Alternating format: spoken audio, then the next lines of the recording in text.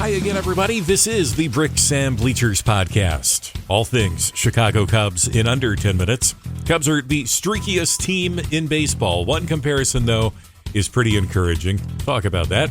Rotation injuries abound, and the offense is similar to what we've seen in previous years, plus news and notes from around Major League Baseball.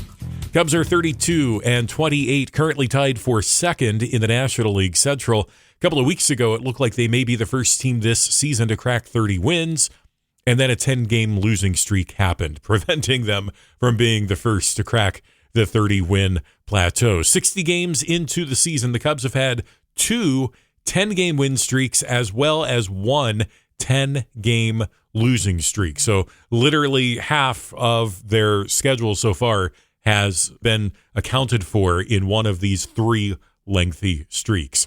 It is a rare feat over 162 games, having two 10-game win streaks and one 10-game losing streak, not to mention doing it by the end of May. 2017 Dodgers also had the two long win streaks and one long losing streak. They won 11 games in a row at early June, then another 10-game winning streak at early July. Then they dropped 11 in a row around Labor Day. I think they actually fell 17 out of 18 at one point. Dodgers finished 2017 with 104 wins in the regular season before losing to the Astros in Game 7 of the World Series. So if the Cubs can follow that team's path, things will be awfully exciting in the months ahead. Streaks are one main storyline of the 2026 Cubs. Injuries are the other big story, especially to the pitching staff. At last count, the Cubs had used 25 pitchers already this season. That was as of a week or week and a half ago. Matthew Boyd working his way back from a torn meniscus. He tore it while playing with his kids, or at least he noticed it then. He now says he believes the injury was already there and it came to light while sitting down to play with his kids. He had a procedure shortly after and is expected back to the Cubs rotation here pretty soon.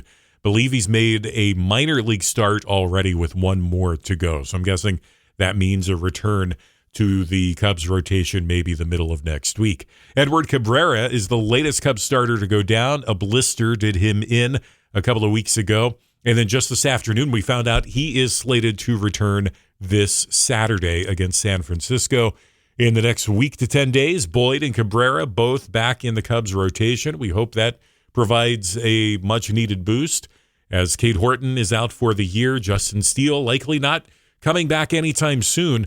Reports not long ago that it may now be August by the time we see Justin Steele ready to go. Jed Hoyer even cautioning that there comes a time when you run out of time for a guy to come back this season. So perhaps he is planting the seed that Justin Steele may not be ready at all this season, but let's hope for the best. It would be nice to have him as a late-year addition. Bullpen injuries are still quite numerous, but the back end is looking better than it did. Daniel Palencia, Caleb Thielbar, and Jacob Webb are all currently healthy and pitching pretty well. You've also got Hobie Milner, Ethan Roberts, Troy Thornton. He's been surprisingly good. Ryan Rollison and Phil Maton. And Maton has just really struggled.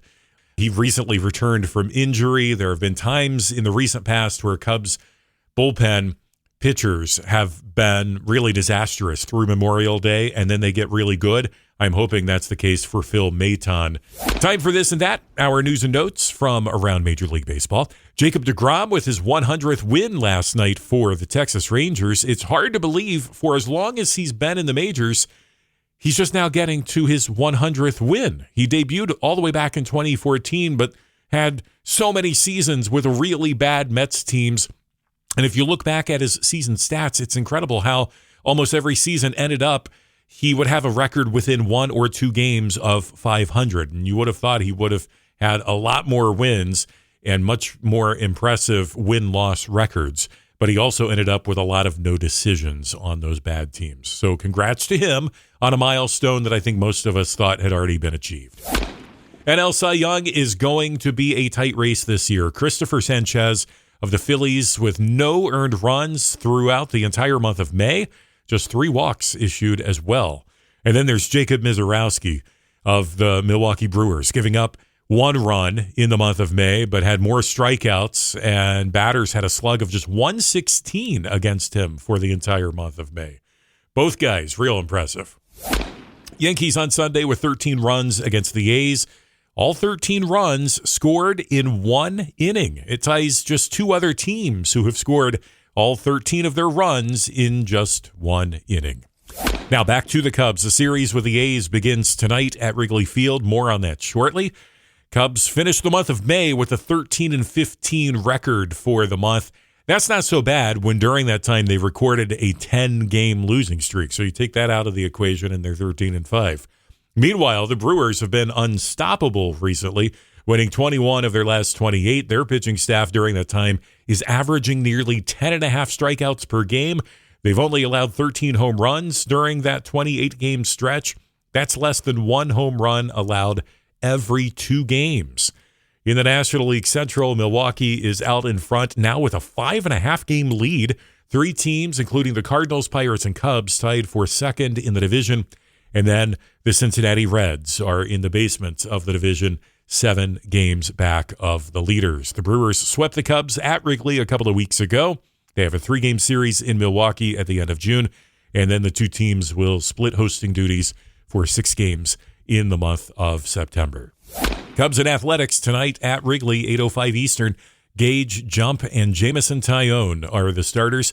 Jump with just 1 appearance so far this season. It was last week against Seattle. He gave up 4 runs over 5 innings, struck out 5 or 6 as well.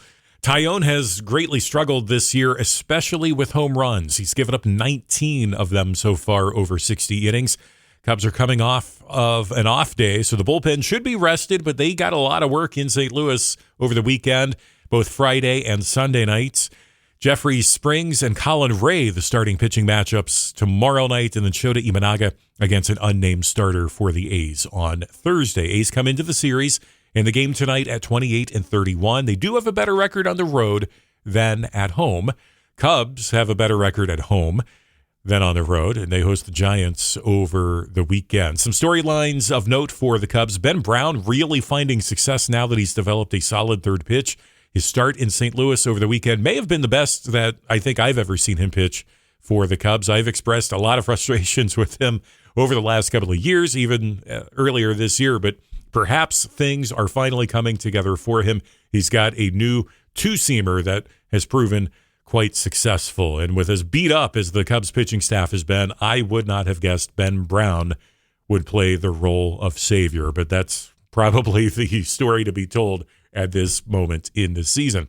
PCA is on the rise. One of his best games over the weekend. I'm talking about one of his best games of his career over the weekend. 4 hits and a couple of nice defensive plays, including the game ender Saturday night. Strikeout and chase rates for PCA are going down. His walk rate is going up. And congrats to Ian Happ, or at least soon congratulations for him. His next hit will be the 1,000th hit of his career.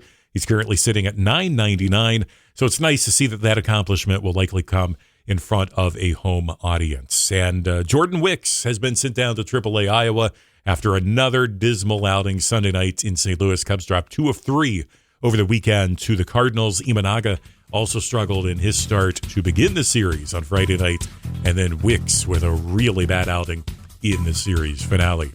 Rick's Bleachers on X. Share your thoughts anytime and subscribe if you're not already subscribed so you never miss an episode. Spotify, Apple Podcasts, Amazon, and more. All things Chicago Cubs in under 10 minutes. This is the Bricks and Bleachers Podcast.